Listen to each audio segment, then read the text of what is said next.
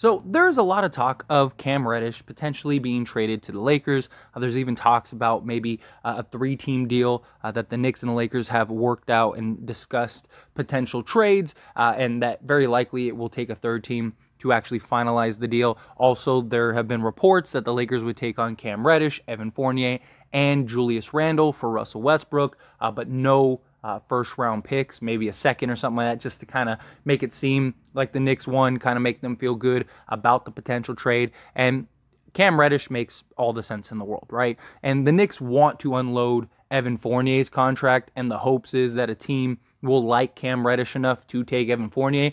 I just don't really see that happening, unless a team is really willing and really likes Cam Reddish that much that they're willing to take on another, 18, 20 million a year salary, plus you have to pay Cam Reddish on top of that. It's just a lot of money that a team would have to take on in order to get Cam Reddish, and Evan Fournier is not having a very good season. But a team like the Lakers, they could use Evan Fournier. The hope is that he can kind of get back to the player he once was, which was like a 15-point per game guy, 38% three-point shooter. If that could be the guy that the Lakers could get, maybe you have some optimism. But the main reason that Cam Reddish is even a target to the Lakers, who is also a player that was technically traded to the Lakers already, but the Knicks ended up botching that deal. It was a three-team deal between the Lakers, the Raptors, and the Knicks. So Reddish is kind of the one that got away in many ways.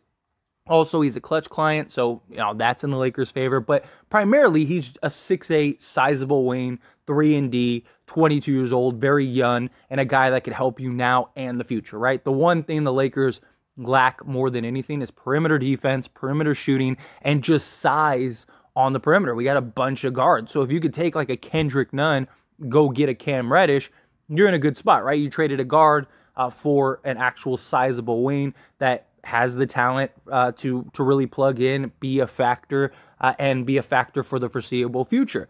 That would be really nice. But another player that kind of follows this mold is Kyle Kuzma. So Kyle Kuzma has been linked as of late to the Lakers and that he may be available, but there's a lot of mixed reports about this. There are reports that say like, hey, Kyle Kuzma is the future of the Washington Wizards, and the Washington Wizards do not want to lose Kyle Kuzma, that they're planning on, keeping him for the long haul and kind of help build around him and Bradley Beal and, Kristaps Porzingis and kind of start piecing together a better team going forward. Kyle Kuzma still young enough to where, he could be a prime type player for some time. He's really blossomed in Washington, but he's a guy that has good size, 3-and-D.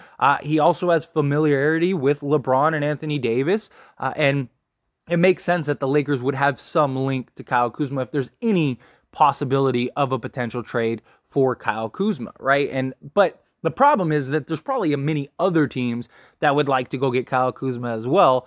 Kyle Kuzma is going to end up being a hot commodity. So it really come down to, where does Kyle Kuzma want to be? Does he want to go back to the Lakers, which could be a real possibility? He has said some nice praise things about the Lakers in the past, but recently he's kind of talked about like, hey, I'm no longer behind Davis and LeBron and kind of the third guy. Like, I don't get in anybody's way. Nobody gets in my way here with Washington. And it's kind of talked about how he just fits better in Washington and he's able to kind of be more free in Washington.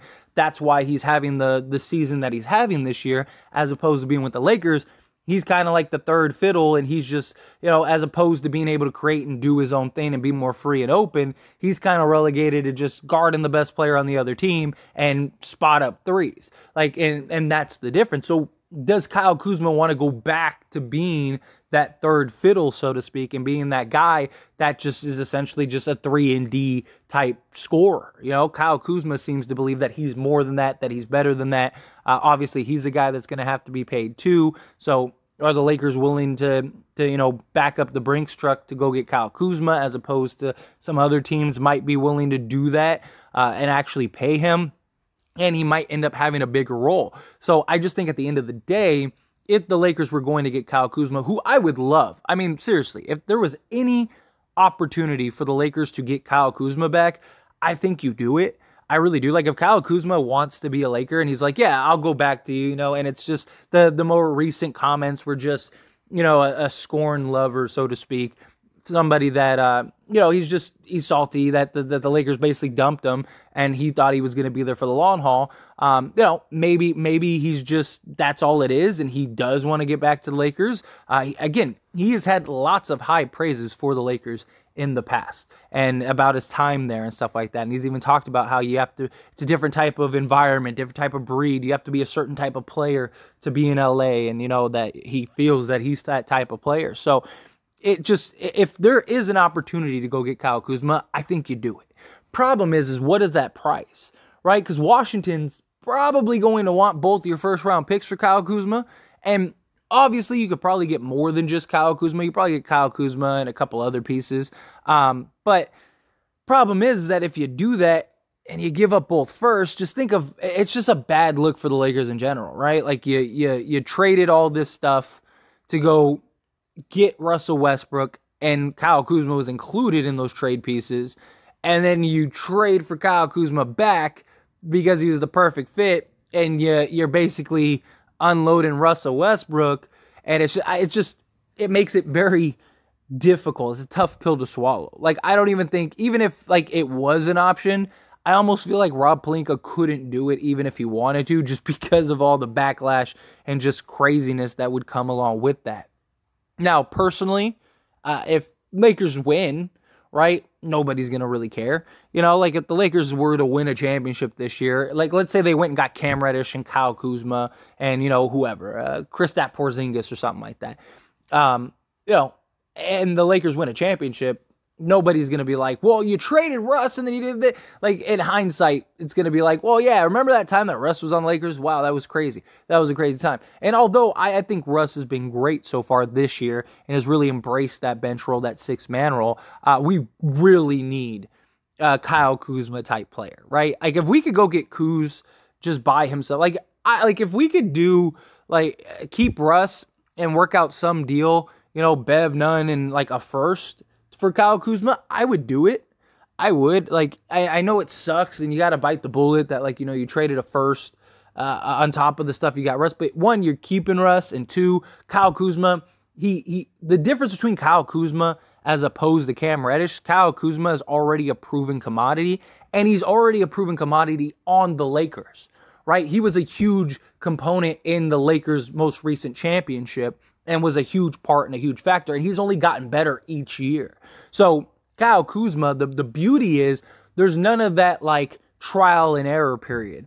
And there's none of that chemistry building period, right? He's played with almost everybody on the Lakers, well, all the significant. He's played with, Dennis Schroeder. He's played with LeBron James. He's played with Anthony Davis, right? So he's played with the key pieces that are vital for the success of the Lakers, right?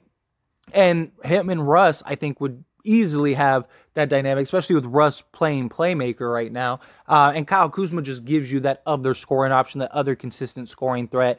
And he's having himself a great season on top of just being that size. He can play the 3, he can play the 4. He can just take pressure off of LeBron and Davis and guys like that from just a scoring standpoint. He would be perfect. If you could get Kuz back and then work out a deal for Cam Reddish, I think that basically solves everything you need, right? And they're still both young enough to where you could keep them for the long haul. And the thing is, even in free agency, chances are you're going to be trying to get players like Kyle Kuzma and Cam Reddish, right? Who else is out there in free agency this upcoming season that is better than Cam Reddish and better than Kyle Kuzma? Pretty much everybody that was available all have already signed extensions and stuff like Bojan Bogdanovic. James Harden isn't going anywhere. The big stars. You have Miles Turner out there. You got Gary Trent Jr. But Gary Trent is a smaller Kuzma, right? So you might as well just get Kyle Kuzma. And then, Miles Turner, Miles Turner might be nice, but with Anthony Davis being so dominant at center, the things you need more than anything are wing players, right? So, if you add LeBron James, Anthony Davis, Kyle Kuzma, and Cam Reddish for the next, at least 3, counting this year, 3 to 4 years, you're in a good position. That's a good spot for the Lakers to be in. You got your 2, 3-and-D wings. You got LeBron James. You got Anthony Davis, hopefully continuing to play at an MVP level. Top 3, if not best player on the planet, the way he's played most recently. Then you're in a good spot. And then it's just kind of filling in the gaps from there on out, right? Filling in like the pieces that you need in order to kind of, put the full scope of the team together. Maybe you can keep some of the players you got. Maybe you're probably going to lose some of the guys, but you might be able to keep like a Thomas Bryant, a Dennis Schroeder. I think regardless, you're probably losing Lonnie Walker. I think Lonnie Walker's playing himself into too big of a contract right now. So you probably lose him, but maybe you could keep like Troy Brown and kind of just have like these good young pieces for now in the future, right? Like imagine if you had, Troy Brown, Thomas Bryant, Kyle Kuzma, and you had, Cam Reddish. That's 4 quality players that are very young that you could have for the next, 5, 6, 7 years, which would also make it easier to digest losing draft picks and stuff like that, because you have these guys that you can now build around for your future. And in a lot of these contracts that the Lakers sign, like Cam Reddish's contract, you probably could get Reddish on an extension for a reasonable price, right? Because who's throwing major crazy money at Cam Reddish, right? So you're probably getting Cam Reddish at a fairly reasonable price. Like he's not going to get the money that he would have otherwise if he, was having this like all-star level season with the Knicks. You're probably getting them for maybe at most, $15 million a year. I don't even think it'd cost that much. I could see like 4 years, $40 million, or 4 years, like $48 million, something along that, like 10 to 12 million range. Kyle Kuzma would be the one that'd be costly. That would really cost you some money. But you'd have some nice pieces for now and post LeBron. And then when LeBron's money falls off, now you can go and hopefully get another star and kind of keep the ball rolling of Lakers contention. And hopefully you're in contention for the next, several years. Especially the West right now. West is so wide open.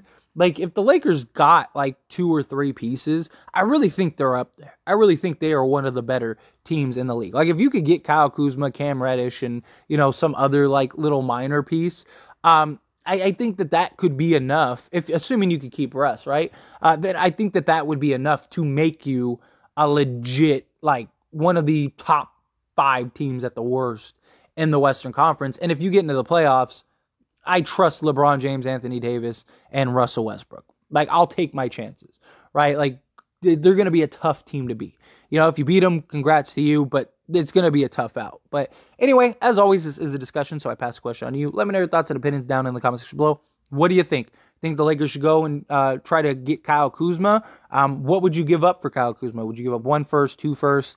Do you want Kyle Kuzma in another piece? Like maybe like a Monty Morris, something like that. However you feel, whatever your thoughts are. Good, bad, ugly, somewhere in between. I'd love to hear them. Let me know down in the comment section below.